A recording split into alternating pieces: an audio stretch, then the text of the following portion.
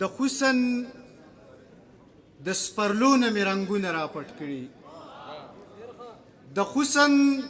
د سپرلو نه مې رنګونه راپټ کړي ما هم د کوه عقاب نه بلا زړونه راپټ کړي د حسن د سپرلو نه مې رنګونه راپټ کړي ما هم د کوه عقاب نه بلا زړونه راپټ کړي بس نور د خوددارۍ په برید ودرېږم جانانه د زغم نه مې د خپل زړه له میخونه راپټ کړي بس نور د خوددارۍ په برید ودرېږم جانانه د زغم نه مې د خپل زړه له میخونه راپټ کړي او غربت په ما سبق په داسې طرز پوره کړی چې دې له مې د بل نه کتابونه راپټ کړي څو شعرونه نور شي بیا نه وایم زر زر چې ما که ځان وخوړو خو ژوند له مې امکان پیدا کو ما که ځان وخوړو خو ژوند له مې امکان پیدا کو ولې ونیا ما چې ستا غوندې جانان پیدا کو ما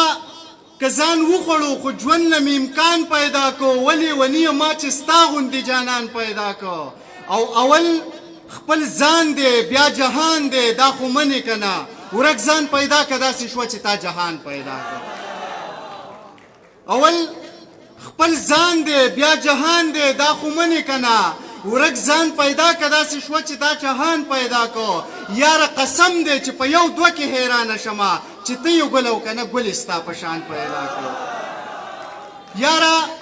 قسم دی چې په یو دوه کې حیرانه شمه چې ته یې ګل او که نه ګل ستا په شان پیدا کو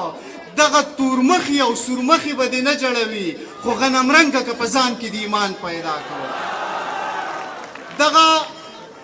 تورمخي او سورمخي به دې نه جړوي خو غنمرنګه که په ځان کې د ایمان پیدا کو د ګران غزل دی د دې دور ترجمان اعظمه خیرات په وکمه کو خدای چرې بل ګران پیدا کو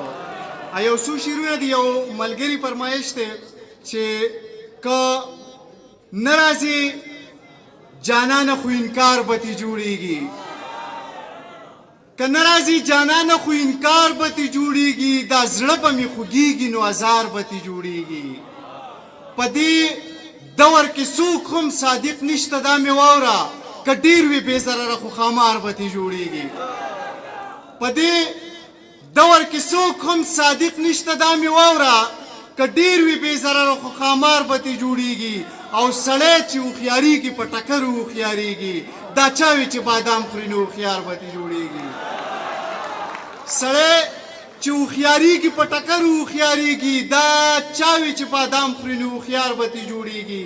دا ستا لیونی داسې ستا له دره نه صبرېږي ملنګ به تې جوړېږي یا توکمار به تې جوړېږي ډېره زیاته مننه